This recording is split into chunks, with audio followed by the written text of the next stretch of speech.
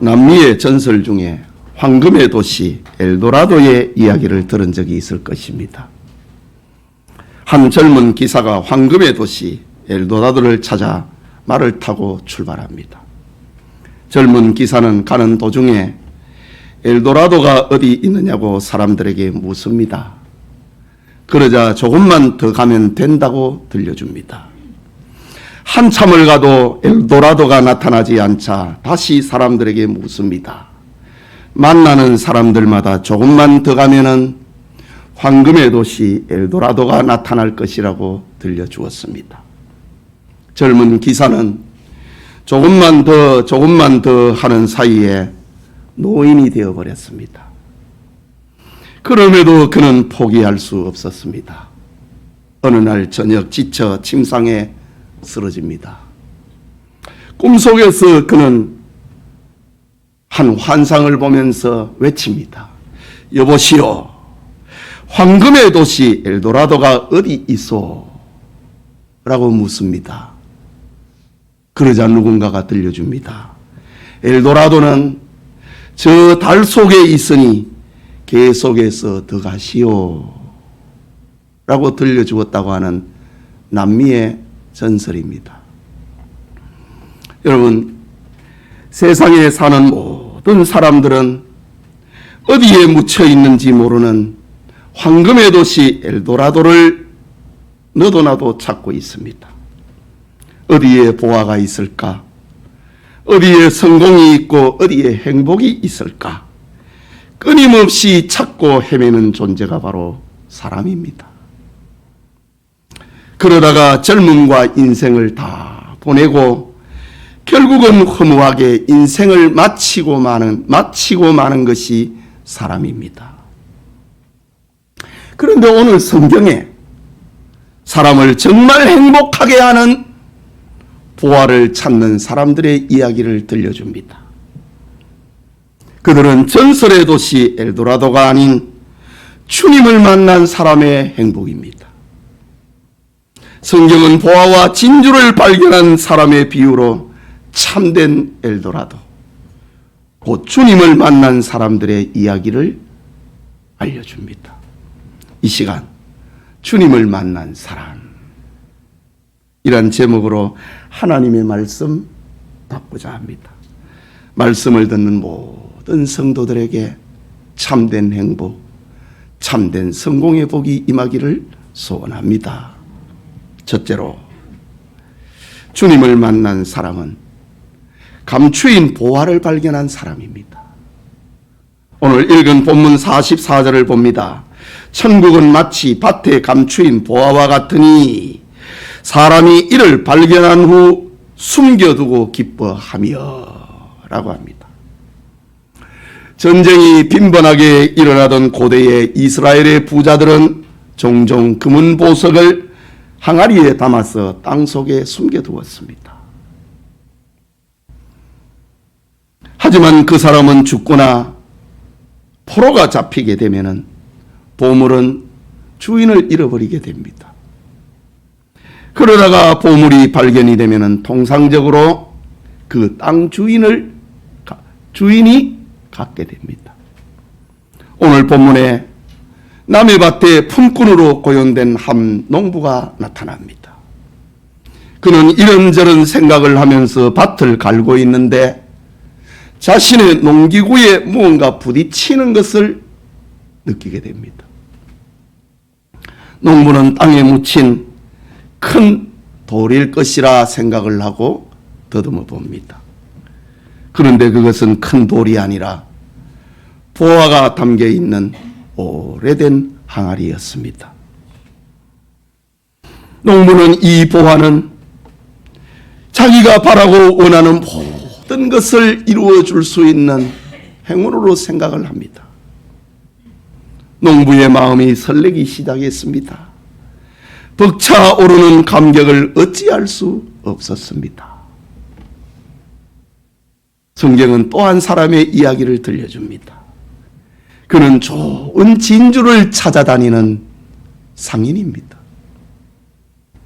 본문 45절과 46절에 또 천국은 마치 좋은 진주를 구하는 장사와 같으니 극히 값진 진주 하나를 발견하매 라고 합니다. 좋은 진주를 구하는 한 상인은 농부와는 달리 진주를 찾고 구하고 그런 지성을 가지고 있는 사람이었습니다. 그는 재력도 있었습니다. 좋은 진주를 구한 목적을 가지고 이곳저곳을 다니는 상인이었습니다. 그러다가 한평생에 볼까 말까한, 평생에 만날까 말까 하는 그런 극히 값진 진주 하나를 발견하게 됐다. 그는 너무나 반갑고 기뻤습니다. 그는 값진 진주를 만난 기쁨으로 충만해졌습니다. 주님이 지금 말씀하고 계시는 밭에 감추인 보화를 발견한 농부나 좋은 진주를 구하는 상인이나 기쁨과 행복을 가져다주는 보화를 만난 것에는 같습니다. 그러나 다른 것도 있습니다. 그것은 밭에 감추인 보화를 발견한 농부는 예상치 못한 결과였습니다. 기대하지 않은 것이었습니다. 또 진주를 찾은 상인은 농부와는 달랐습니다. 노력을 했고 지성을 가지고 있었고 재력을 가지고 꾸준한 탐구의 결과로 그는 극히 값진 진주 하나를 발견합니다. 다시 말하자면은 밭에서 보화를 발견한 농부는 주님에 대해서 무관심했습니다. 세상과 자기를 사랑하고 자기 뜻대로 산 사람입니다. 이것은 아버지를 떠나서 허랑방탕하였던 탕자가 어느 날 아버지와 아버지의 집을 생각하게 되는 경우와 같은 것입니다. 그리고 좋은 진주를 찾는 상인은 종교성을 가지고 진리를 찾고 있는 구도자의 모습입니다. 그는 진리의 가치를 알고 있지만은 아직도 만나지도 보지도 경험하지 못했습니다. 이것은 밤에 종교성을 가지고 중생의 진리를 알기 위하여서 예수님에게 찾아왔던 니고데모가 이런 경우와 같습니다. 그런데 오늘 본문에서 주님이 주고 계시는 교훈은 복음을 들을 때에 너가 어떤 형편에 있었느냐 그것에 초점을 두지 않습니다. 그리스도를 얻기 위하여서 너는 얼마나 노력을 했느냐 그것을 묻고 있지도 않습니다. 농부는 관심이 없었습니다. 그러다가 발견한 것입니다. 보화를 발견한 것입니다. 그러나 상인은 찾고 또 찾고 부지런한 종교성을 가지고 여기저기를 누볐던 사람입니다. 어떤 형편을 가지고 있었느냐 그것을 말하는 것이 아니라 사람이 그리스도를 발견하게 되면은 그것은 인생의 가장 큰 기쁨과 즐거움을 가져다 준다는 사실을 우리에게 알려줍니다. 감추인 보물을 기대하지 않고 밭을 가는 농부이든 진주를 구하는 상인처럼 열심 있는 종교성을 가졌던 그리스도를 만난 기쁨은 세상의 것과 비교할 수 없는 그런 즐거움이 기쁨이 넘쳐나게 된다. 이런 사실에 지금 초점을 맞춥니다. 누구든지 간에 관심이 없었던 사람이든 정말 관심을 가지고 연구하고 노력하고 추구했던 사람이던 주님을 만나면은 평화가 임하고 기쁨이 임하고 소망이 풍성해진다고 하는 그 진리를 들려주고 있습니다. 우리 예배드리는 모든 성도님들에게 주님을 만난 기쁨이 충만하기를 소원합니다. 그게 둘째로 주님을 만난 사람은 보화를 소유하기 위해서 결단하는 사람입니다. 본문 44절의 농부 그리고 46절의 상인 장사하는 사람은 그들은 똑같이 가서 자기 소유를 다 팔았다 라고 합니다. 자기 모든 것을 다 판다고 하는 것은 결단입니다. 결단이 없이는 할 수 없는 거 아닙니까? 농부나 상인은 자신들이 발견한 보화가 얼마나 큰 가치가 있는 것을 알았습니다. 자기 인생을 바꾸어 놓는 축복이라는 사실을 그들은 깨달았습니다. 그래서 그들은 고민했다는 말이 없습니다. 누구와 의논했다는 말도 없습니다.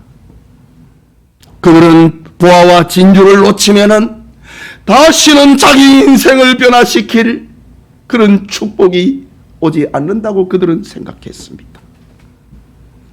그래서 그들은 즉시 결심합니다.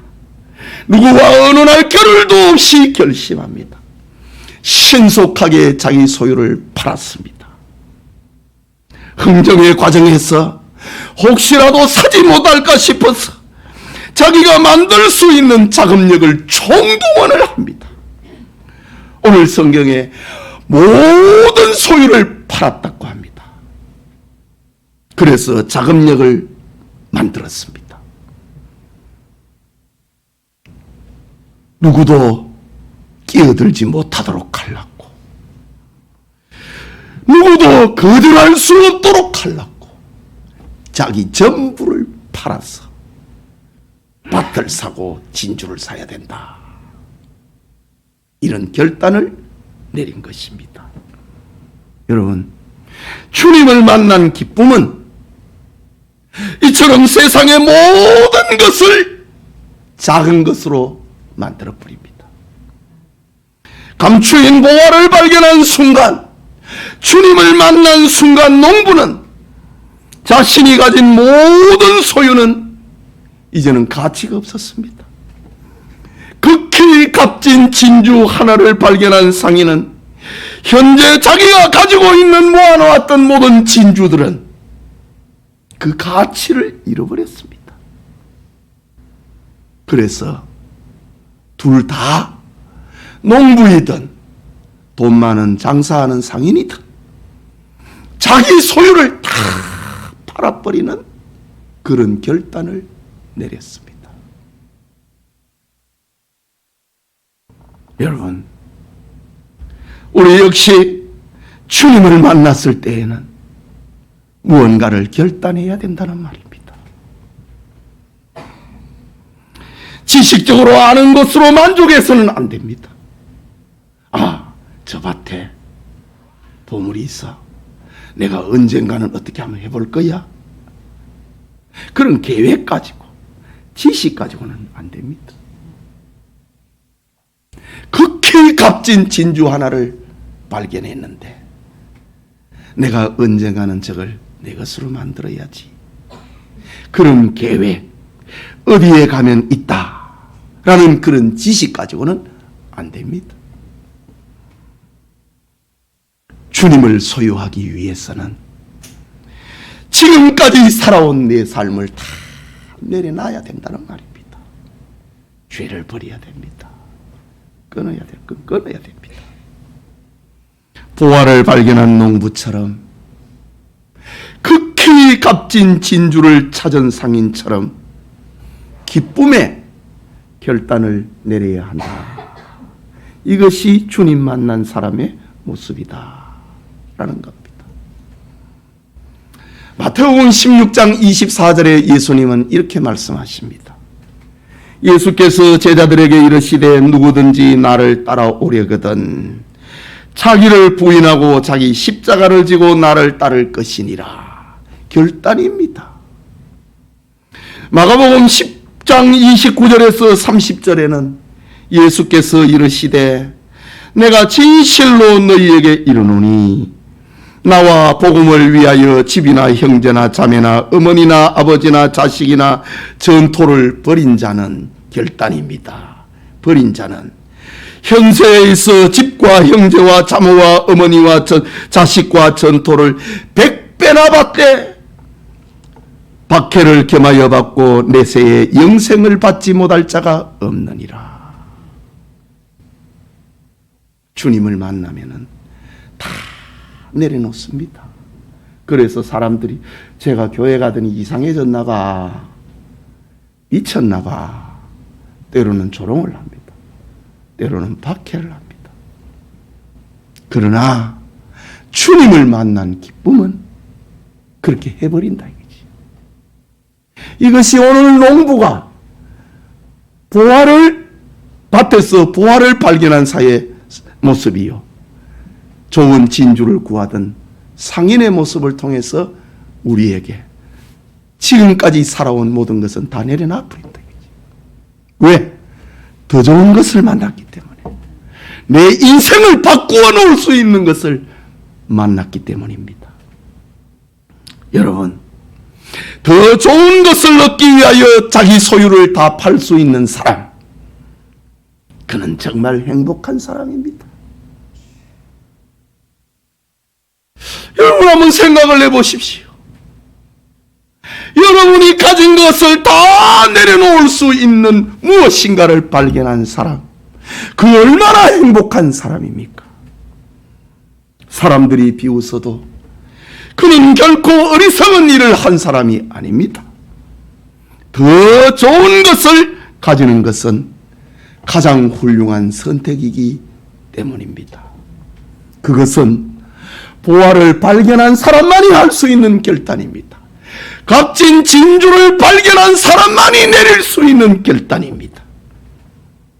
저 여리고성의 세리장 삭개오가 그랬습니다.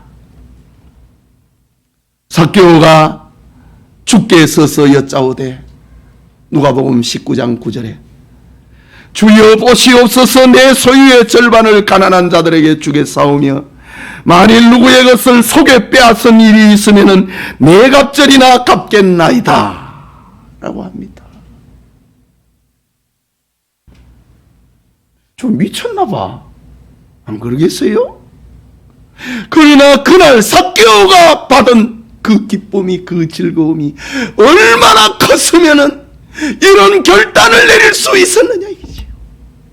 이것은 주님을 만난 자가 내릴 수 있는 결단입니다. 예배드리는 성도님들에게 주님을 만난 기쁨이, 결단을 내릴 수 있는 그런 은혜가 임하기를 소원합니다. 마지막으로 주님을 만난 사람은 보화를 자기 것으로 만드는 사람입니다. 본문 44절에 그 밭을 사느니라, 46절에 그 진주를 사느니라 라고 합니다. 밭에 감추인 보화를 발견한 농부와 좋은 진주를 구하던 상인은 마침내 자신들이 원하는 것을 자기 것으로 만들어버렸습니다. 자기가 가진 전부를 내어주고서라도 소유해야 할 가치 있는 것을 찾았기 때문입니다. 보화가 숨겨진 밭을 소유한 농부, 극히 값진 진주 하나를 소유했던 상인의 모습을 한번 상상을 해보시기 바랍니다. 누가 뭐라 해도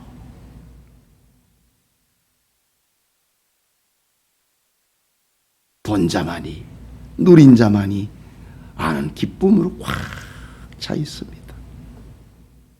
그들은 세상에서 가장 행복한 사람이 되었습니다. 자신의 모든 것을 양보할 만큼 행복한 사람이 된 것입니다. 사도 바울은 빌립보서 3장 8절과 9절에서 성도들에게 이런 자기 신앙을 고백을 합니다. 모든 것을 해로 여김은 내 주 그리스도 예수를 아는 지식이 가장 고상하기 때문이라. 내가 그를 위하여 모든 것을 잃어버리고 배설물로 여김은 결단입니다. 내가 가진 것, 그리스도를 위하여 모든 것을 잃어버리고 배설물로 여기는 것은 빌립보서 3장 9절 그 다음에 나오는 말씀, 그리스도를 얻고 그 안에서 발견되게 함이라.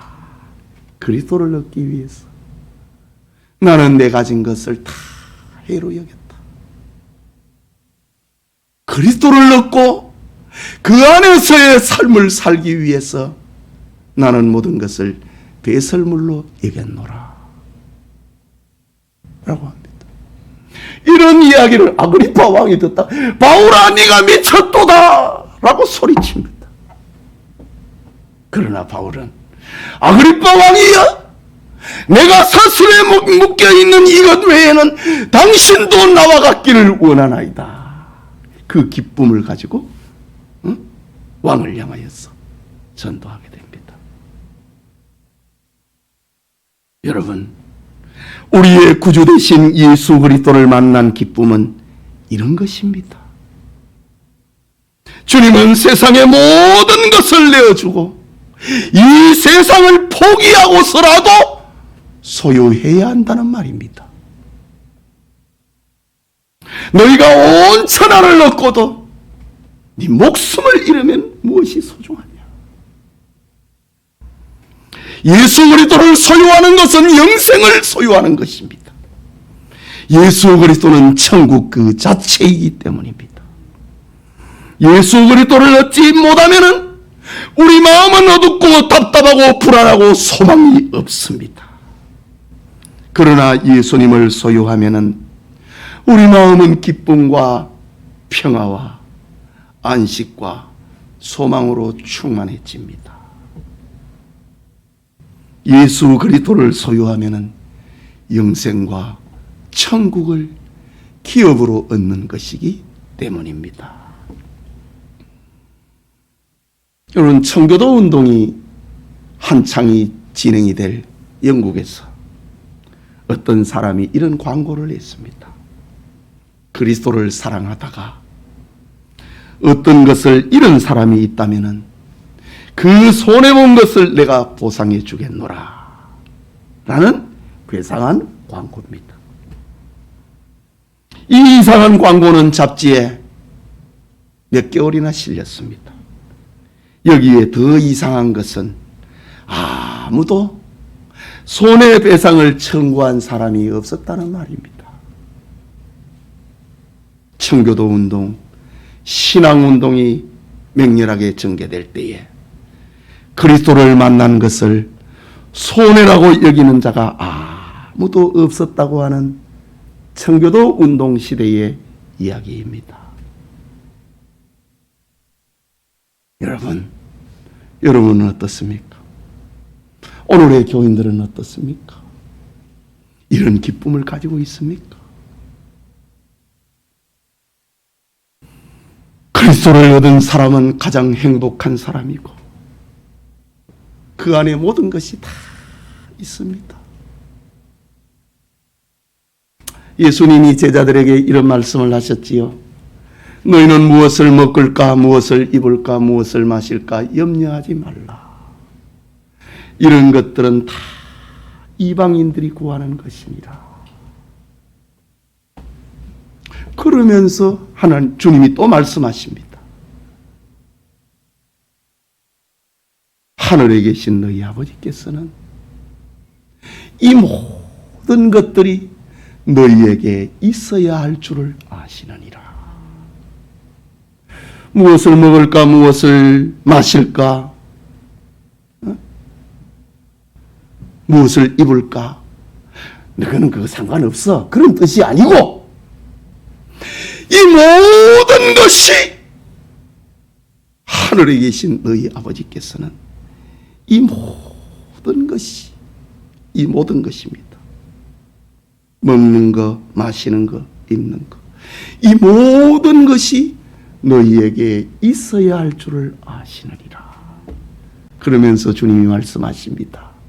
너희는 먼저 그의 나라와 그의 의를 구하라. 그리하면 또 똑같이 이 모든 것을 너희에게 더하시리라. 주님이 말씀입니다.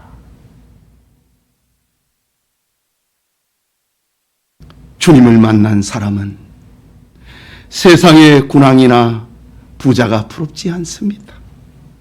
명예와 사치가 부럽지 않습니다. 그리스도 예수로 충분하기 때문입니다. 종교개혁 시대의 이야기입니다. 1517년에 독일에서 종교개혁이 시작이 됩니다. 그 어간에 스페인에서 일어난 수도원 개혁 운동의 한창일 때에 한 수도사는 이런 시를 씁니다. 아주 유명한 시입니다. 무엇에도 흔들리지 말라. 무엇에도 놀라지 말라. 이 모든 것은 지나가지만 하나님은 변치 않으시는 분.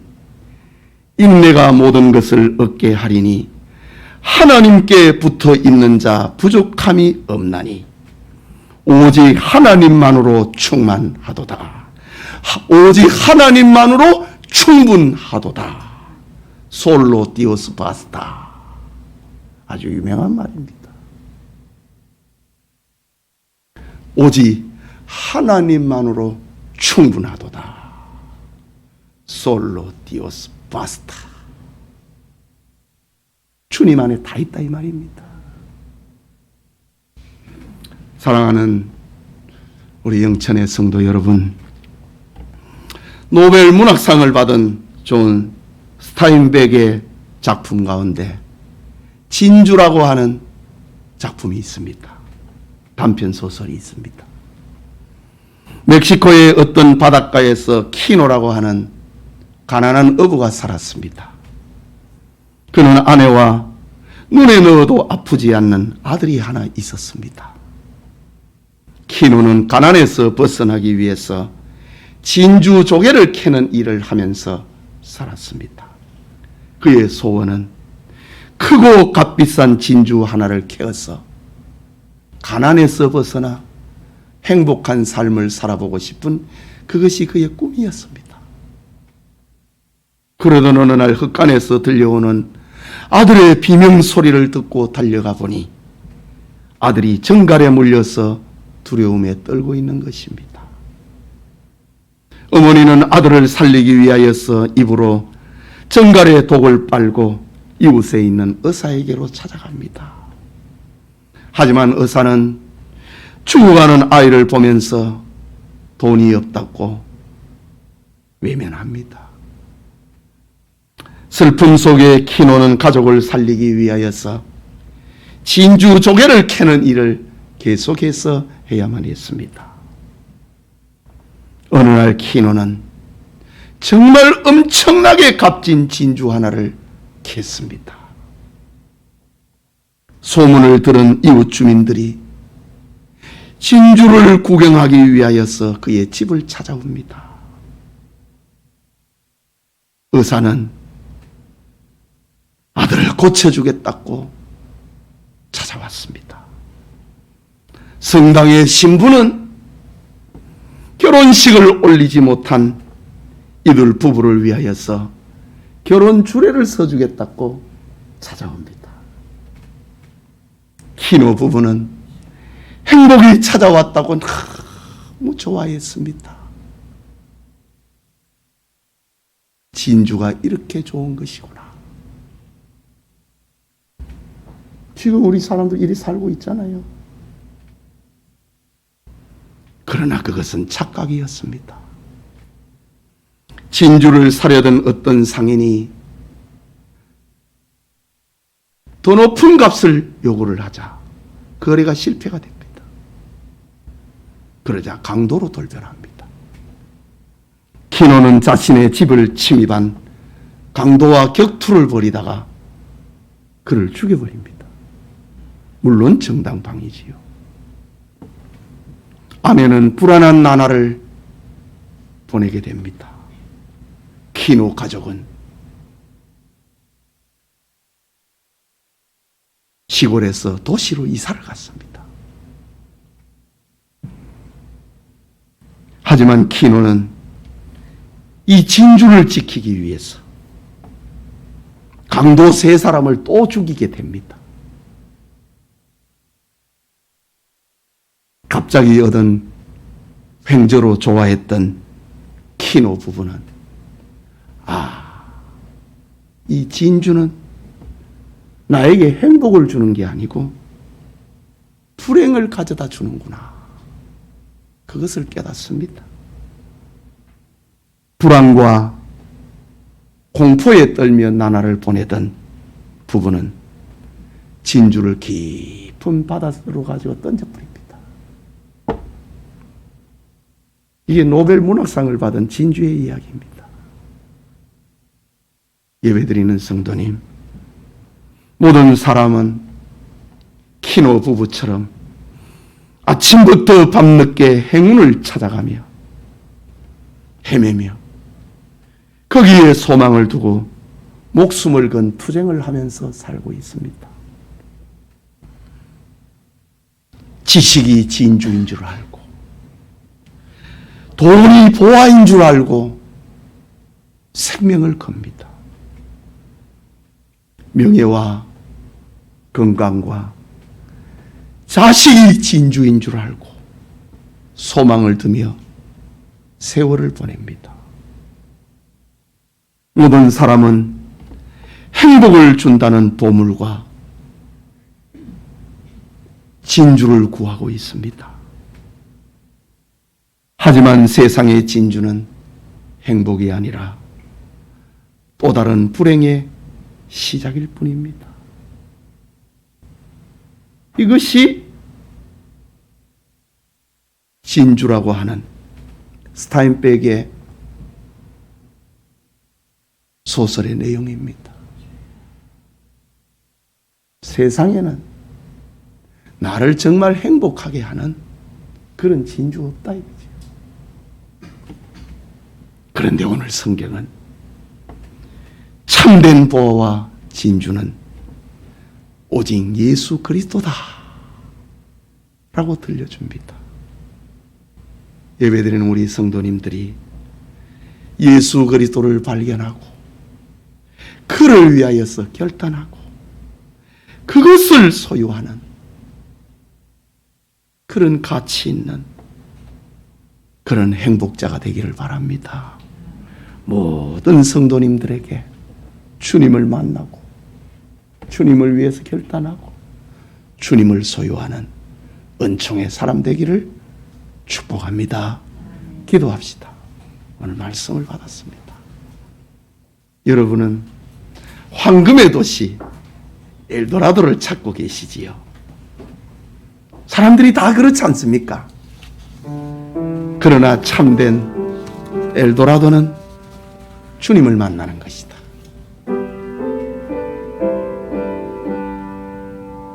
이런 사실을 우리에게 알려줍니다. 참된 엘도라도는 주님이다. 그 주님을 만나야 된다. 주님을 만난 사람은 결단하게 된다. 그리고 그것을 내 것으로 만들어내고야만은, 왜? 그보다 더 나은 가치가 없기 때문에 기쁨의 결단을 내리고 그것을 내 것으로 만들고야만 하는 것이 성도이다. 주님을 만난 사람이다. 우리 같이 기도합시다.